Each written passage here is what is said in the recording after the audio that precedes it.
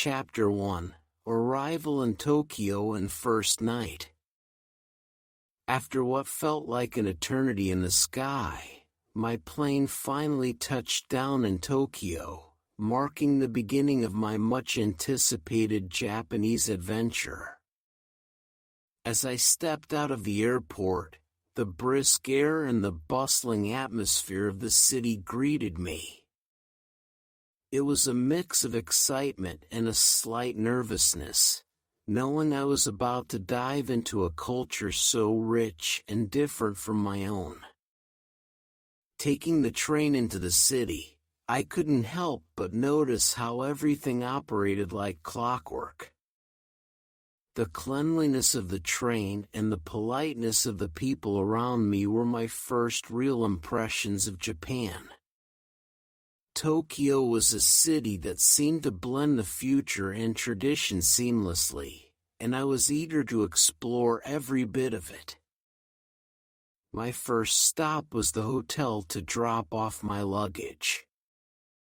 Despite the language barrier, the hotel staff were incredibly helpful, guiding me with a mix of English and gestures. Their kindness was my first real interaction with the locals, and it left a warm impression on me. Eager not to waste a moment, I decided to venture out into the city for my first meal. I found myself wandering the streets of Tokyo, mesmerized by the neon lights and the sheer energy of the place. My wanderlust led me to a cozy sushi restaurant tucked away from the main streets. It was small and inviting, with a sushi chef who greeted me with a nod and a smile. Sitting at the sushi bar, I ordered omakase, trusting the chef to surprise me with his selection. As I savored each piece of sushi, I couldn't help but feel a sense of gratitude for the experience. The flavors were unlike anything I had ever tasted, fresh and delicate, each bite a revelation. It was there I met a couple from Kyoto, who were in Tokyo for a short visit. They were intrigued to meet someone from so far away, and our conversation flowed effortlessly, thanks to their commendable English. They shared their travel tips and recommended places I should visit, both in Tokyo and Kyoto. Their warmth and generosity were overwhelming, and it struck me how travel could bring people together, bridging cultures and creating friendships. The night ended with us exchanging contact information and promises to meet again if our paths crossed in Kyoto. As I made my way back to the hotel, the city felt a little less foreign, a little more like a place I could call home, even if just for a short while. Lying in bed, I couldn't help but reflect on the day's events. From the orderly chaos of the airport to the serene hospitality of the hotel, the bustling streets of Tokyo to the intimate encounter at the sushi restaurant, my first day in Japan was a tapestry of experiences, woven together by the threads of human kindness and the spirit of adventure. As sleep finally took over, my last thought was a simple hope that the rest of my journey would be as enriching and full of wonder as my first night in Tokyo. Chapter 2: Exploring Shibuya and Meeting a Local Guide. The next morning, fueled by excitement and a bit of jet lag, I woke up early, eager to explore Tokyo. Today's destination was Shibuya, known for its iconic scramble crossing, a symbol of Tokyo's bustling energy. As I made my way to the station, the city was already alive with people rushing to their destinations, a flow of energy that carried me along. Arriving in Shibuya, I was immediately struck by the sheer scale of the crossing. People gathered on all sides, waiting for the signal to turn green. When it did, it was like watching a choreographed dance of pedestrians, all moving in harmony amidst the chaos. I joined them, feeling a rush of adrenaline as I navigated my way across, surrounded by hundreds of others, each absorbed in their own worlds yet part of this collective experience. After crossing, I decided to explore the surrounding area, wandering through streets lined with shops and restaurants. The vibrant advertisements and the variety of stores were overwhelming, a sensory overload that was uniquely Shibuya. Amidst my exploration, I stumbled upon a small, quaint cafe tucked away from the main hustle. It was a perfect spot to take a breather and indulge in some people watching. As I sipped on a meticulously brewed coffee, I noticed a young woman at the table next to mine, sketching the bustling street scene outside the window. Intrigued, I struck up a conversation, complimenting her on her art. Her name was Hannah, a local artist and a part-time tour guide who had a passion for showing people the hidden gems of Tokyo. Seeing my interest in exploring beyond the typical tourist spots, Hannah offered to show me around Shibuya's lesser-known areas. Grateful for the opportunity to see the city through a local's eyes, I eagerly accepted. Our first stop was a small shrine, nestled between modern buildings, a serene oasis amid the urban sprawl. Hannah explained the significance of the shrine and how it served as a spiritual refuge for those living in the city. We then ventured into a narrow alley, away from the main streets, where vintage shops and small eateries offered a glimpse into Tokyo's diverse culture. Hannah shared stories of the neighborhood's history, pointing out details I would have easily missed on my own. It was fascinating to see this other side of Shibuya, one that existed in the shadows of its more famous attractions. Our exploration continued with a visit to a local market, where vendors sold everything from fresh produce to handmade crafts. Hannah introduced me to some of her favorite stalls, and I had the chance to taste unique Japanese snacks and sweets, each with its own story and place in Tokyo's culinary landscape. As the day turned to evening, we ended our tour at a rooftop bar overlooking Shibuya Crossing. The view from above was mesmerizing, the sea of people moving below us, the city lights illuminating the night.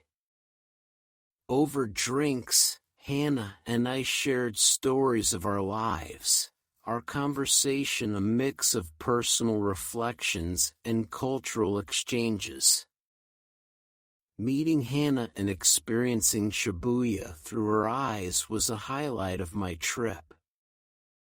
It reminded me that the soul of a city lies not just in its famous landmarks but in the hidden corners and in the stories of its people.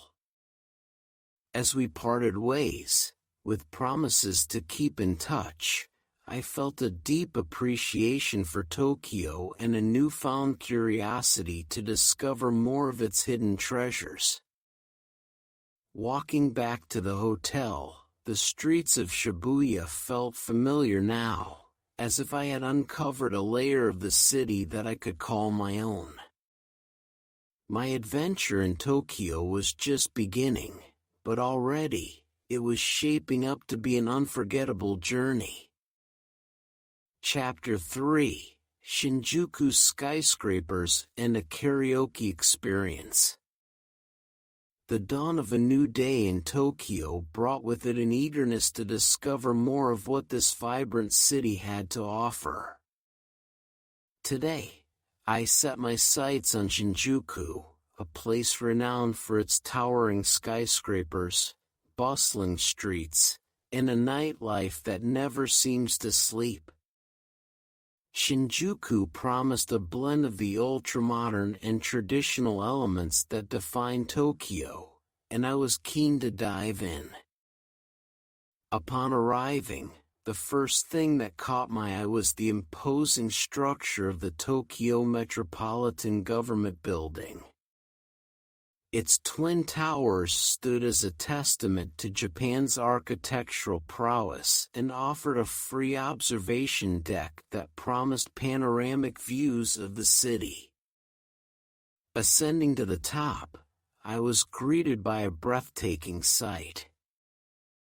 The sprawling urban landscape stretched out in all directions, a sea of buildings interspersed with patches of green parks.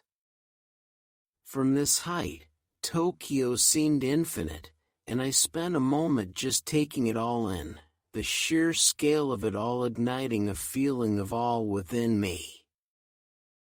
Descending back to the hustle and bustle of street level, I wandered through Shinjuku's neon-lit avenues, each turn unveiling a new facet of the district's diverse character. My exploration led me to the tranquil grounds of Shinjuku Gyoen National Garden. As I stepped through its gates, the noise of the city faded away, replaced by the serene ambience of one of Tokyo's largest and most beautiful parks.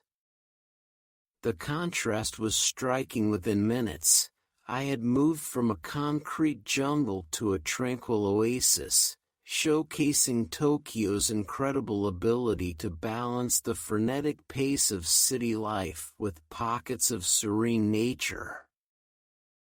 As evening approached, the lively atmosphere of Shinjuku's entertainment district beckoned. Known for its myriad of bars, restaurants, and karaoke joints, it was the perfect setting to experience Tokyo's famous nightlife. It was in one such karaoke bar that I found myself, a cozy place that seemed popular with both locals and tourists alike. The idea of singing in front of strangers was daunting at first, but the infectious energy of the place quickly swept away any reservations. Encouraged by the friendly cheers of my newfound companions, a group of locals who had adopted me into their circle for the evening, I took the microphone. Singing my heart out, I felt a connection with everyone in the room, the music and laughter creating a bond that transcended language barriers. Karaoke turned out to be more than just singing. It was an immersive experience into Japanese culture, a way to express oneself and share joy with others. My new friends shared stories of their lives in Tokyo, offering insights into the daily rhythms of the city and the dreams that propelled them forward. It was a night of genuine connection, of laughter and song, a memory I would cherish long after my journey had ended. Leaving the karaoke bar, my heart full of the warmth of shared experiences, I walked through Shinjuku's illuminated streets, reflecting on the day. Shinjuku had shown me the many faces of Tokyo, its architectural marvels, its tranquil escapes, and its vibrant heart that beats strongest at night. As I made my way back to the hotel, the city's lights guiding me through the night, I felt a profound sense of gratitude. Tokyo was no longer just a destination, it was a feeling, an experience that was slowly weaving itself into the fabric of my own story. Chapter 4: Akihabara's Anime Culture and Maid Cafe. The next chapter of my Tokyo adventure led me to Akihabara, a district famous for its vibrant anime culture and electronic stores. Known as the Mecca for otaku, anime and manga fans worldwide, Akihabara was a place I'd dreamed of visiting. As a fan of Japanese anime, I was eager to immerse myself in the heart of Japan's pop culture. Stepping out of the Akihabara station, I was immediately enveloped in the district's electric atmosphere. Neon signs flashed above, and the streets were lined with stores selling a dizzying array of anime merchandise, electronic gadgets, and video games. The colorful displays and the sound of anime theme songs playing from the shops created a lively tapestry that was both overwhelming and exhilarating. My first stop was a multi-story electronics store, a veritable wonderland filled with the latest gadgets and technology. Each floor presented a new world to explore, from cutting-edge computers and cameras to niche hobbyist equipment. The sheer variety was staggering, and I found myself lost in the aisles, marveling at inventions I never knew existed. After indulging my tech curiosity, I ventured deeper into the anime heart of Akihabara. The streets were adorned with posters and billboards featuring popular anime characters, beckoning fans to explore the multitude of specialty shops. Each store was a treasure trove of merchandise for various anime and manga series, from mainstream hits to obscure titles. I picked out a few souvenirs, delighted to find items related to some of my favorite series that were hard to come by outside of Japan. The highlight of my Akihabara experience, however, was visiting a maid cafe. These themed cafes, where waitresses dress in maid costumes and treat customers as masters or mistresses of a private home, are a unique aspect of Japanese pop culture. Stepping into the cafe, I was greeted with a cheerful "Welcome home, master," which set the tone for a whimsical and slightly surreal experience. The cafe was decorated like a Victorian dollhouse, creating a fantasy-like atmosphere. The maids performed song and dance routines, and there were options to play games or take photos with them, for an additional fee. While the concept might seem unusual to outsiders, the experience was conducted with the utmost respect and professionalism, focusing on creating a fun and welcoming environment for patrons. Enjoying a coffee and a slice of cake decorated with a cute anime character's face, I couldn't help but be charmed by the dedication to the theme and the effort to make every customer's visit memorable. Leaving the maid cafe, I reflected on my day in Akihabara. The district had offered me a glimpse into the heart of Japan's anime and otaku culture, a world where fantasy and reality intertwined in the most colorful and imaginative ways. It was a place that celebrated passion and fandom, inviting visitors to embrace their interests, no matter how niche or mainstream. As I made my way back to the hotel, the lights of Akihabara fading behind me, I felt a deep appreciation for the creativity and vibrant spirit of Tokyo. Akihabara had been more than just a destination. It was a celebration of the joy that comes from sharing and living out one's passions. And as night enveloped the city, I carried with me the memories of a day spent exploring a truly unique slice of Japanese culture. Chapter 5: Traditional Asakusa and a Rickshaw Ride. After the high-tech dazzle of Akihabara, I craved the tranquility of Tokyo's more traditional side. Asakusa, with its historic streets and the famous Sensoji Temple, was the perfect next chapter in my journey. Known for preserving the atmosphere of old Tokyo, Asakusa offered a glimpse into the city's past, its customs, and its enduring spirit. The heart of Asakusa is Sensoji, Tokyo's oldest temple, and my first destination. Approaching the temple through the Kaminaraman, Thunder Gate, marked by its massive red lantern, felt like stepping back in time.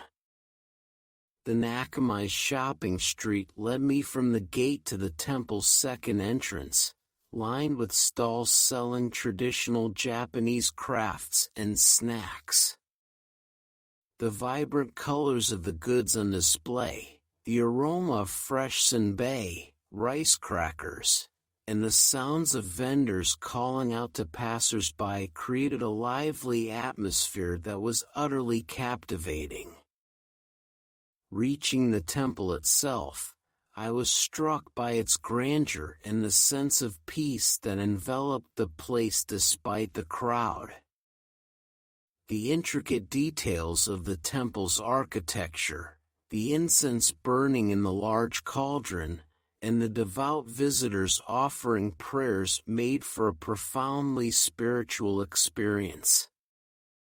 I took a moment to soak in the ambience, feeling a connection to the generations of people who had visited this sacred site over the centuries.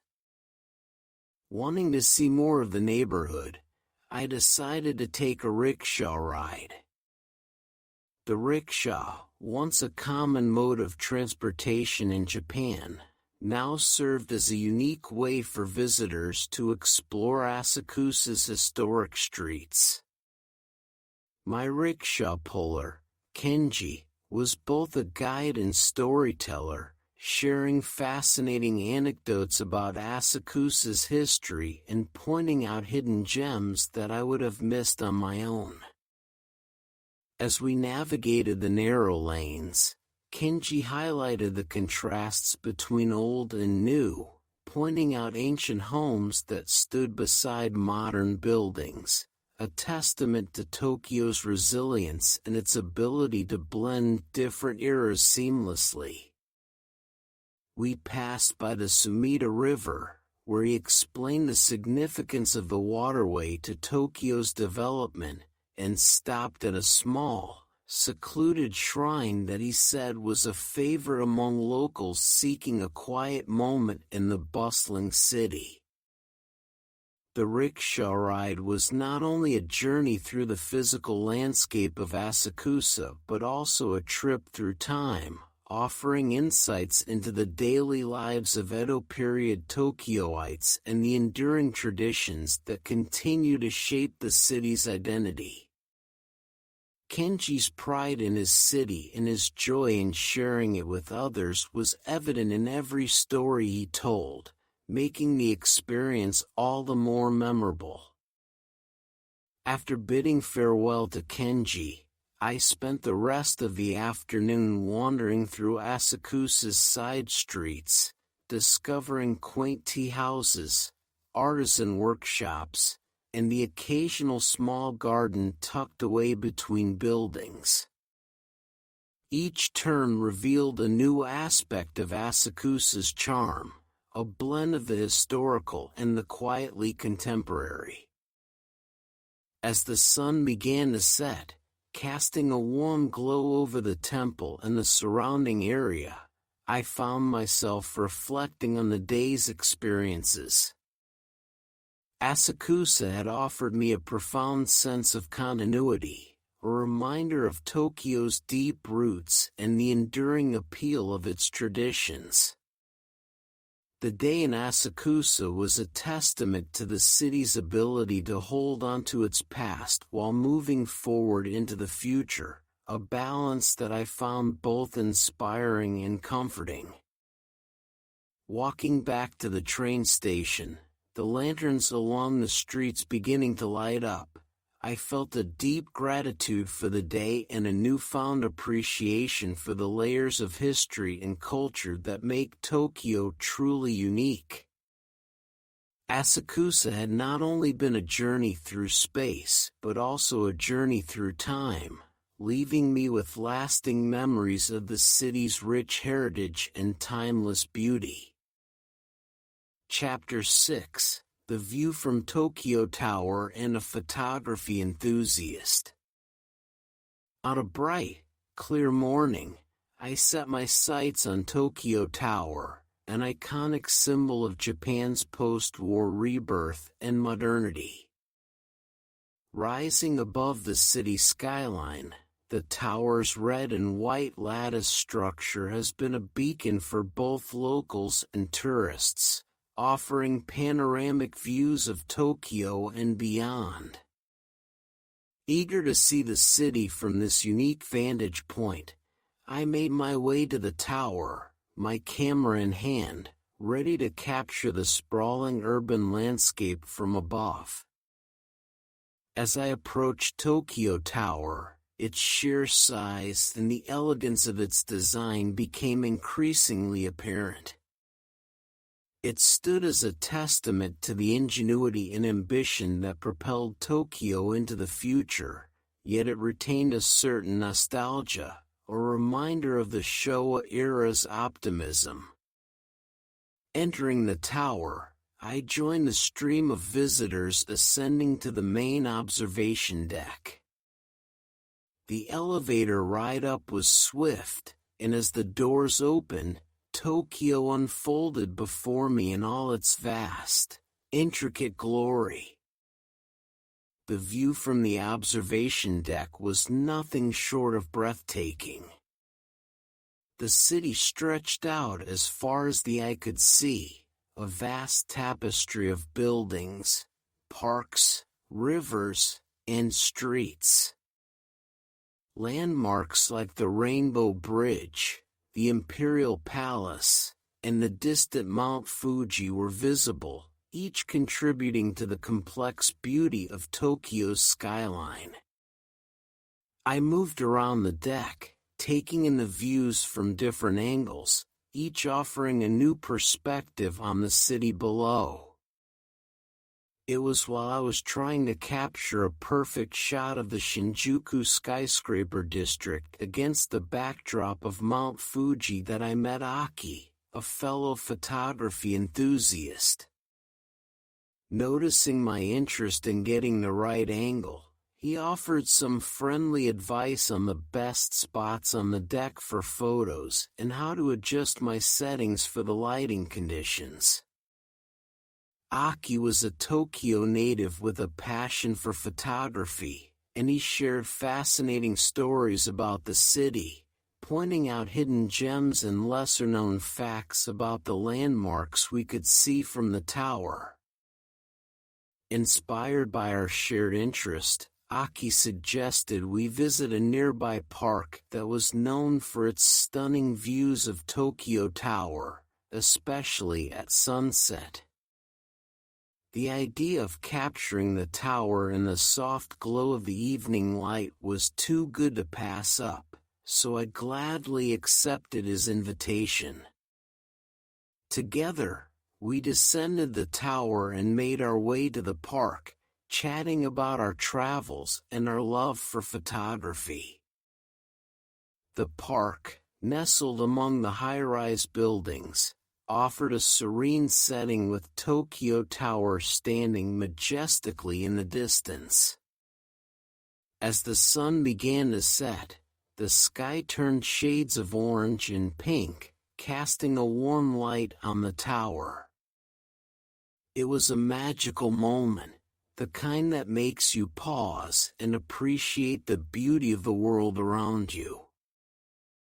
Aki and I took turns capturing the scene, experimenting with different compositions and sharing tips on capturing the perfect sunset photo. As darkness fell and the tower lit up, illuminating the night sky, I felt a profound sense of gratitude for the unexpected friendship and the shared experience. Aki's kindness and enthusiasm had enriched my visit, turning a simple sightseeing trip into a memorable adventure. We exchanged contact information, promising to share our best photos of the day and keep in touch. Walking back to my hotel, I reflected on the day's experiences. The view from Tokyo Tower had provided a new perspective on the city, both literally and metaphorically. Meeting Aki and connecting over our shared passion for photography had reminded me of the power of travel to bring people together, to forge bonds over common interests, and to create lasting memories. Tokyo, with its blend of tradition and modernity, its vast urban landscape and intimate moments of beauty, had once again shown me its unique charm, leaving me eager to discover even more. Chapter 7: Trip to Kyoto and a Tea Ceremony. Leaving the bustling city of Tokyo behind, I embarked on a journey to Kyoto, Japan's heart of tradition and culture. The contrast between the ultra-modern Tokyo and the historic Kyoto promised a new chapter in my Japanese adventure, one filled with ancient temples, serene gardens, and the enduring beauty of Japanese traditions. The Shinkansen, bullet train, ride to Kyoto was an experience in itself, offering comfort, speed, and glimpses of Japan's diverse landscapes through the window. Arriving in Kyoto, I was immediately struck by the city's atmosphere. Unlike Tokyo's towering skyscrapers and neon lights, Kyoto greeted me with its low-rise buildings, traditional machiya houses, and the calmness that pervades its historic streets. It felt as if I had traveled not just in space, but in time, to a place where the past and present coexist harmoniously. Eager to immerse myself in Kyoto's culture, I arranged to participate in a traditional Japanese tea ceremony, known as a shinoyu or seido. The tea ceremony is more than just the preparation and consumption of matcha, powdered green tea. It is a choreographed art form that embodies the principles of harmony, respect, purity, and tranquility. The tea ceremony took place in a traditional tea house located in a serene garden, providing a perfect setting for this meditative experience. Upon entering, I was asked to remove my shoes and was led to a tatami-matted room where the ceremony would take place.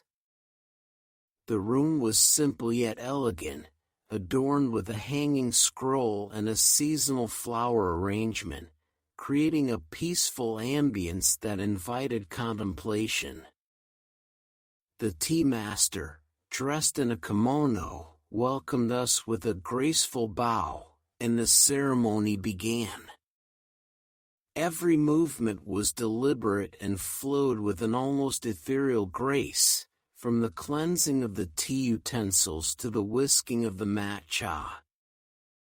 The tea master explained the significance of each step in a soft voice, allowing us to appreciate the depth of thought and philosophy behind the ceremony.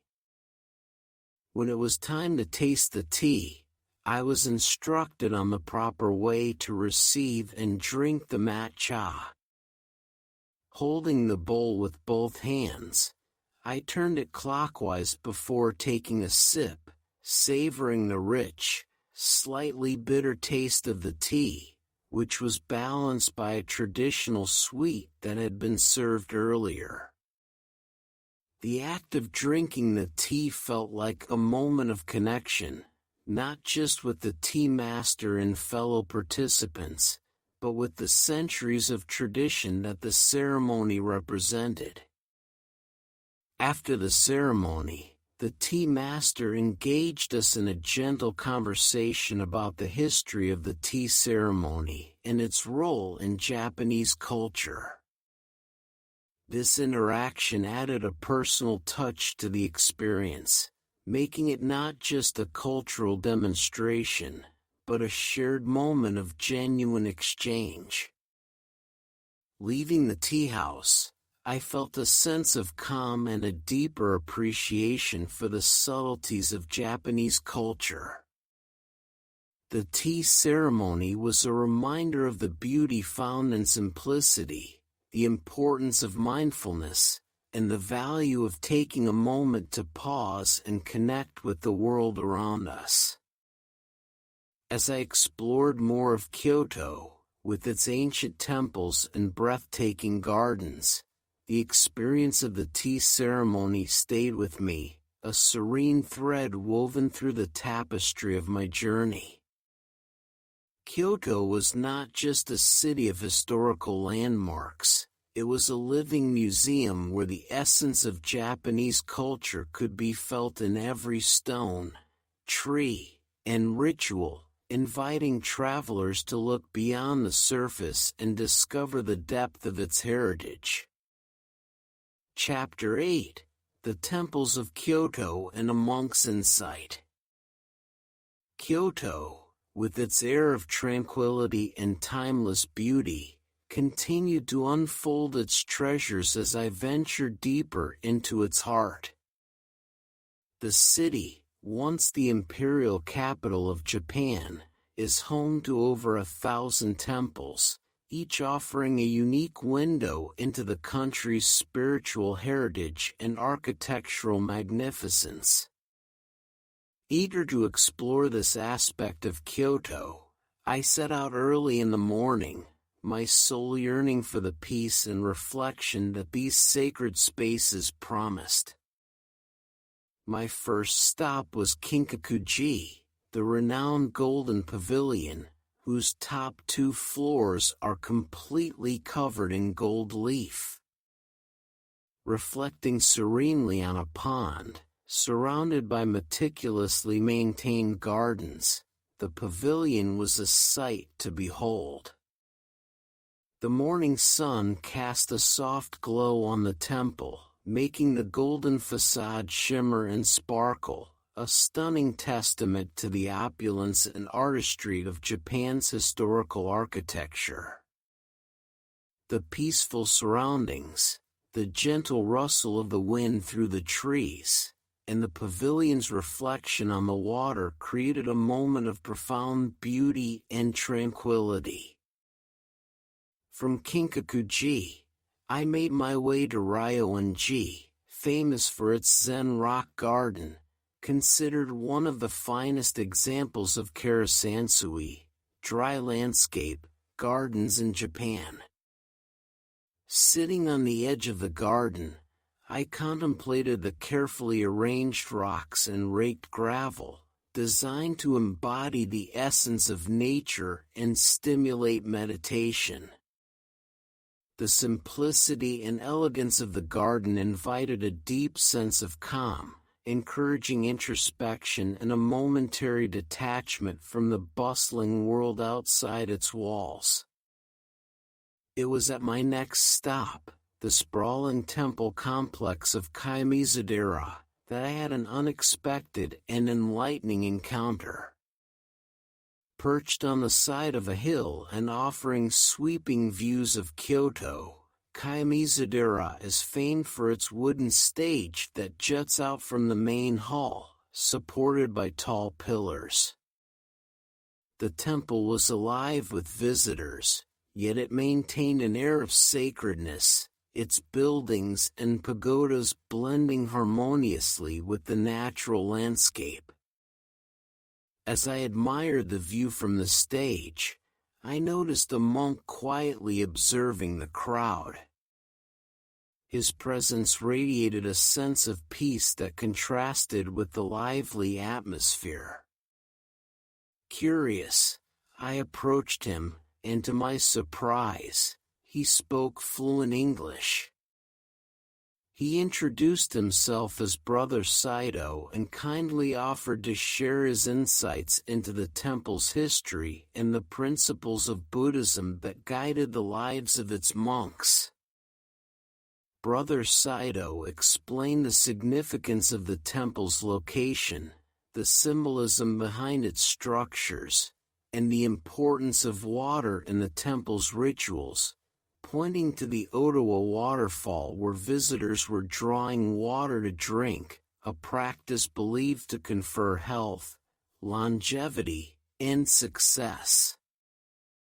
As we walked through the temple grounds, he spoke of the Buddhist concepts of impermanence and mindfulness, encouraging me to observe not just the physical beauty of the temple, but to feel its spiritual essence, to listen to the silence that spoke volumes.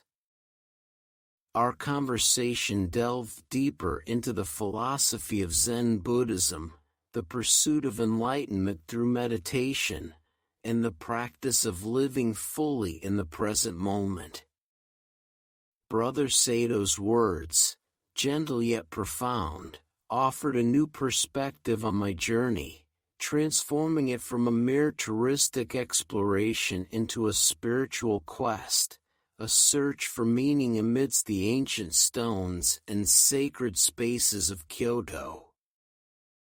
Grateful for this unexpected guidance, I bid farewell to Brother Saito, my heart filled with a newfound appreciation for the depth and richness of Japanese spirituality. The temples of Kyoto, with their ancient beauty and serene gardens, had offered me a glimpse into the soul of Japan, a land where the past is not just remembered, but deeply felt, a living tradition that continues to inspire and enlighten. As the day drew to a close, I left the temple grounds, the sun setting behind the hills, casting a warm, golden light over the city. The temples of Kyoto had not only been a feast for the eyes, but a balm for the soul, each stone and tree, each path and pond, a testament to the enduring quest for beauty, harmony, and inner peace. Chapter 9: Kyoto's Bamboo Forest and an Artist's Perspective. The following day, with the wisdom imparted by Brother Saito still echoing in my thoughts, I ventured to Arashiyama, a district on the western outskirts of Kyoto. Known for its natural beauty and historic sites, Arashiyama's main draw for me was its famed bamboo grove, a place where one could not only witness the ethereal beauty of towering bamboo but also experience a profound sense of peace and wonder. As I entered the bamboo forest, the light filtered through the dense canopy of bamboo stalks, casting a soft, luminous green glow all around. The sound of the wind rustling through the leaves filled the air, a natural symphony that seemed to speak directly to the soul. The path wound its way through the grove, and with each step, I felt further removed from the world outside, enveloped in a tranquil, otherworldly landscape. It was here, amidst the whispering bamboo, that I encountered an artist, her easel set up along the path, her brush delicately capturing the scene before her. Her name was Yumi, and she had the serene demeanor of someone completely absorbed in her craft. Intrigued by her focus and the beauty of her work, I approached her, careful not to disturb her concentration. Yumi welcomed my interest with a warm smile, explaining that she came to the bamboo forest often to paint. She believed that the forest, with its ever-changing interplay of light and shadow, offered an infinite source of inspiration. "The bamboo forest is alive," she told me, "constantly growing, constantly changing. It teaches us about resilience, about the beauty of reaching upwards, always striving for the light." Her words resonated with me, echoing the lessons I had begun to learn on this journey about change, about finding beauty in the transient moments, about the art of mindfulness. Yumi shared her perspective on the art scene in Kyoto, how the city's rich cultural heritage and its natural beauty provide a fertile ground for artists to explore and express themselves. She spoke of the importance of preserving traditional techniques while also embracing contemporary methods, creating a vibrant, ever-evolving art community. As we talked, I couldn't help but be inspired by Yumi's passion and her connection to the natural world around her. She invited me to try my hand at sketching, offering me a spare pad and pencil. Hesitant at first, I eventually gave in to the moment, letting the serene atmosphere guide my hand. The act of drawing, simple as it was, became a meditative experience, a new way of seeing and interacting with the beauty of the bamboo grove. Before parting ways, Yumi and I exchanged contact information, promising to share our art and stay in touch. Continuing my walk through the grove, I felt a deep sense of gratitude for the unexpected encounter, for the opportunity to see the forest through an artist's eyes. The bamboo grove of Arashiyama, with its majestic beauty and the gentle music of nature, had offered me more than just a visual feast. It had provided a space for reflection, for connection, and for creative expression. Leaving Arashiyama as the sun began to set, casting elongated shadows among the bamboo, I carried with me not just the memories of the sights and sounds, but also the lessons learned and the inspiration drawn from the forest and from Yumi. The bamboo forest, a place of ethereal beauty and quiet strength, had imprinted upon me the importance of resilience, of reaching towards the light, and of the enduring power of art to capture and communicate the profound beauty of our world. Chapter 10: Nara's Friendly Deer and an Animal Caretaker's Day. After immersing myself in the spiritual depth and artistic beauty of Kyoto, I journeyed to Nara, a city renowned for its historic temples and the freely roaming deer considered messengers of the gods. The prospect of interacting with Nara's sacred deer in the expansive park that houses many of the city's historic sites filled me with anticipation. This visit promised a blend of natural interaction and a deeper dive into Japan's rich tapestry of culture and tradition. Upon arriving in Nara, the presence of deer was immediately noticeable. They wandered the streets and parks with a serene confidence, unfazed by the humans around them. Stepping into Nara Park, the sight of hundreds of deer mingling with visitors was both surreal and enchanting. The deer, with their gentle eyes and calm demeanor, approached visitors in search of shikasan bay, special crackers sold around the park for feeding them. It was here, amidst this extraordinary interaction between human and animal, that I met Hiroki, a volunteer animal caretaker dedicated to the well-being of Nara's deer. Hiroki, noticing my fascination and gentle approach with the deer, shared insights into their significance in Shinto religion, where they are considered sacred protectors of the city and its temples. Hiroki explained the deer's historical and cultural importance, dating back to when Nara was the capital of Japan in the 8th century. He detailed the careful balance maintained between the deer and the city, how they are respected and cared for, their health monitored, and their population managed to ensure both their well-being and that of the park's ecosystem. As we walked through the park, feeding and observing the deer, Hiroki pointed out subtle behaviors and social structures within the deer community.